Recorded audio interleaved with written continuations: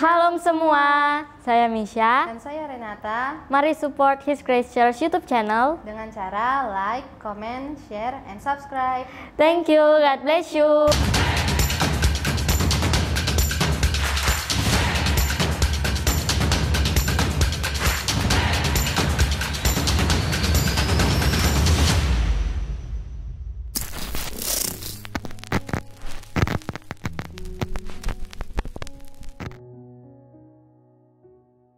Ya, jadi bukan cuma orang Kristen sih yang suka ngegosip.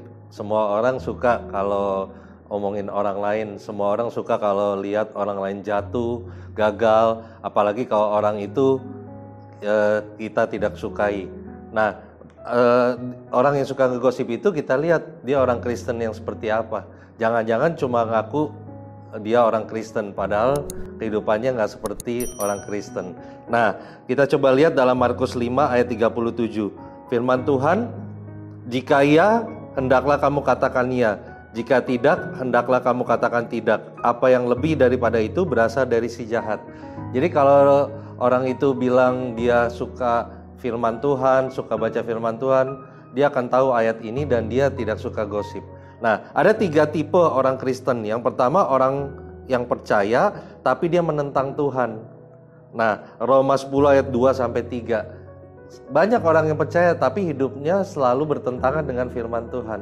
Suka ngomongin orang, ngegosip, jelekin orang lain.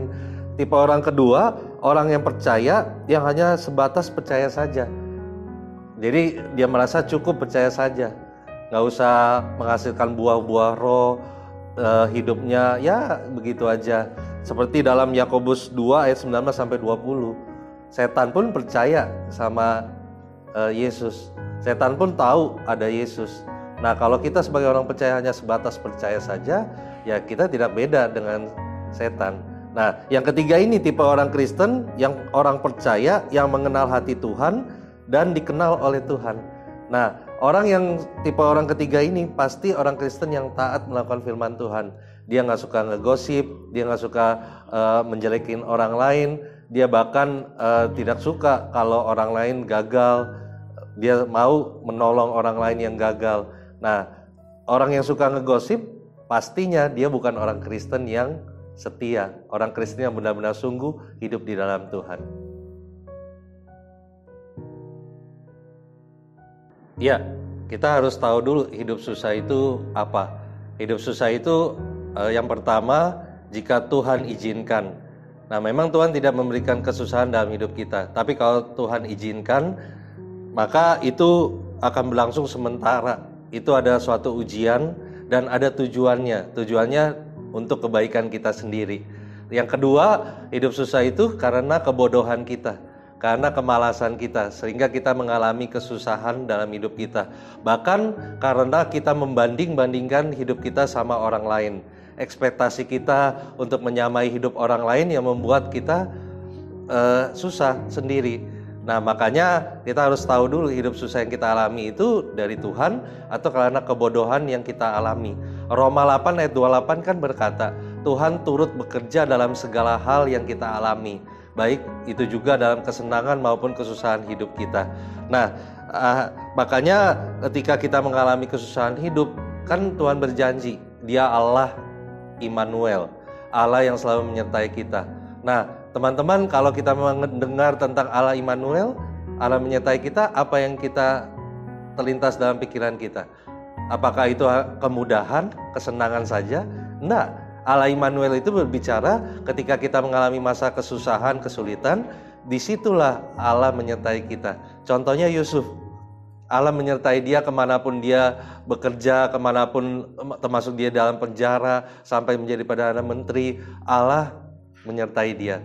Oleh karena itu hari ini kalau kita mengalami kesusahan hidup, ayo kita introspeksi diri kita dan mulai bertobat, dekat sama Tuhan dan lakukan kehendak Tuhan. Ya, sebagai orang percaya, orang benar yang selalu hidup dalam kekudusan, kita tidak bisa menghindar dari orang yang mungkin membuli kita. Tapi kita bisa menghindar dari rasa sakit hati. Nah, bukan Tuhan yang tidak melindungi kita. Padahal Dia sudah melindungi. Yang Dia lindungi adalah hati kita. ketika orang merendahkan kita, membuli kita atau mengejek kita nggak boleh sakit hati. Karena yang Tuhan jaga, Tuhan lindungi adalah hati kita. Nah, ketika kasih Tuhan ini tidak bisa diukur dari orang membuli kita berarti Tuhan nggak mengasihi kita. Enggak. Kita coba introspeksi diri. Apakah kita salah bergaul? Banyak orang yang sudah dibully tapi dia masih mau berteman sama orang itu. Padahal firman Tuhan katakan pergaulan yang buruk merusakkan kebiasaan yang baik. Makanya jaga pergaulan kita. Nah, ketika orang membuli kita, apa yang harus kita lakukan? Firman Tuhan katakan jangan balas kejahatan dengan kejahatan tapi dengan kebaikan. Firman Tuhan dalam Lukas 6 ayat 32 sampai 33 berkata bahwa kalau kita mengasihi dan berbuat baik kepada orang yang berbuat baik juga kepada kita, ya gunanya apa? Karena orang berdosa juga melakukan itu. Nah, makanya sekarang ketika kita dibully, kita balas dengan kebaikan, mengasihi dia, mendoakan dia. Nah, kita tunjukkan bahwa kita anak-anak Tuhan. Jangan sampai sakit hati karena kita dibully. Yang kedua, jangan salah bergaul.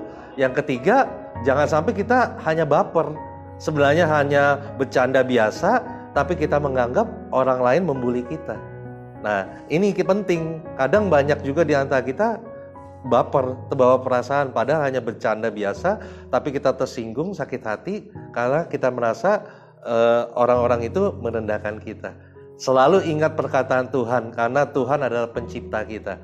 Sang pencipta pasti akan memberikan nilai yang tinggi, yang sangat berharga kepada apa yang dia ciptakan. Ya, dalam hidup ini manusia tidak bisa memilih dua hal. Meskipun manusia punya kehendak bebas. Yang pertama, dia nggak bisa memilih lahir di keluarga yang bagaimana. Mau keluarga kaya, miskin, keluarga yang berhasil, atau keluarga yang mengasihi dia atau tidak. Semua itu karena kehendak Tuhan. Yang kedua, manusia tidak bisa memilih kematian dia kapan. Itu Tuhan yang kehendak Tuhan yang atur semuanya. Nah, kalau Tuhan sudah menempatkan kita dalam suatu keluarga, meskipun saat ini kita berkata, ya keluarga kita hancur, keluarga kita orang tua kita udah bercerai, keluarga kita tidak ada masa depan. Saya mau katakan sama teman-teman, sebagai anak-anak Tuhan jangan putus asa. Meskipun kita mungkin udah sering berdoa sama Tuhan, Tuhan pulihkan orang tua saya, Tuhan pulihkan hubungan orang tua sama anak, Tuhan pulihkan keluarga saya supaya tidak bercerai, supaya tidak hancur, supaya tidak broken home. Mungkin seakan-akan Tuhan belum jawab doa kita. Kalau kita belum menerima jawaban doa dari Tuhan, berarti kita harus jadi jawaban doa itu. Kita harus jadi berkat bagi keluarga kita. Kita kasih contoh bagi orang tua kita bagaimana hidup dalam kasih Tuhan, bagaimana melakukan kebenaran firman Tuhan. Bukan berarti kita langsung ninggalin orang tua kita lupain orang tua kita. Enggak, semua ini kehendak Tuhan. Karena mungkin juga kesalahan manusia, kesalahan orang tua, kesalahan kita juga. Semuanya tetap datang sama Tuhan, cari kehendak Tuhan, lakukan kehendak Tuhan yang menyukakan hati Tuhan. Pasti keluarga kita akan dipulihkan oleh Tuhan. Jadi jawaban, jadi berkat, jadi garam dan terang bagi keluarga kita.